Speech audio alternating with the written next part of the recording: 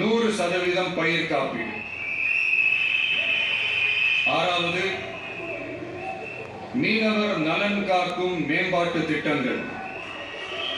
ஒவ்வொரு மீனவர் குடும்பத்திற்கும் மீன்பிடி தடைக்கால நிவாரணம் மற்றும் லீன் சீசன் உதவியாக ரூபாய் 27,000. பதிவு செய்யப்பட்ட ஒவ்வொரு மீனவருக்கும் ரூபாய் 25 லட்சம் விபத்து காப்பீடு.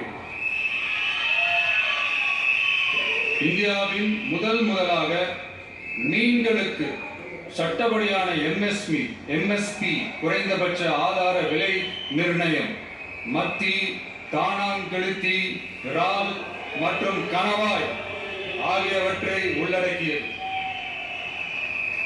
அனைத்து மீனவர்களுக்கும் நிரந்தர வீடுகள் கட்டித்தரும் லட்சிய திட்டம். ஏழாவது, மக்கள் உரிமை, கண்ணியமான வாழ்க்கை மற்றும் சமூக பாதுகாப்பு உத்தரவாதம்.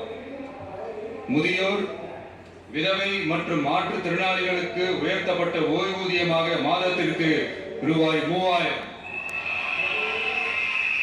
ஒவ்வொரு குடும்பத்திற்கும் மாதத்திற்கு 200 யூனிட்டுகள் கட்டணமில்லா மின்சாரம்.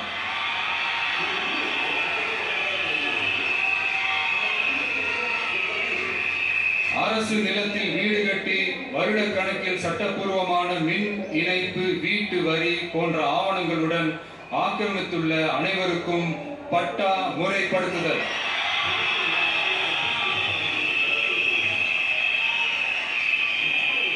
அனைத்து வீடுகளுக்கும் 100% குழாய் மூலம் குடிநீர் வசதி.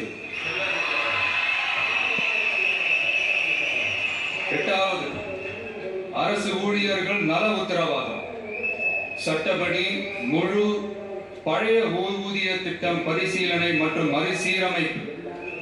5 அல்லது அதற்கு மேற்பட்ட தொடர்ச்சியான அனுபவத்துடன் அனைத்து ஒப்பந்த பணியாளர்களையும் தற்காலிக ஆசிரியர்கள், ஒப்பந்த செவிலியர்கள், தற்காலிக எழுத்தர்கள் போன்றோர் முறைப்படுத்துதல். அங்கன்வாடி ஊழியர் சம்பளத்தை மாதம் 18,000ஆகவும்,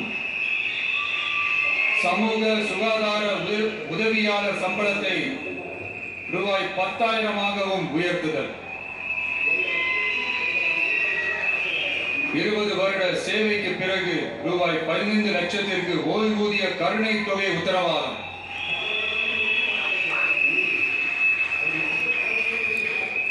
ஒப்பந்த ஆசிரியர்களுக்கு 5 வருட தொடர்ச்சியான சேவைக்கு பிறகு சம ஊதியம் மற்றும் தாமாகவே பணி நிரந்தரம் ஆகுதல்.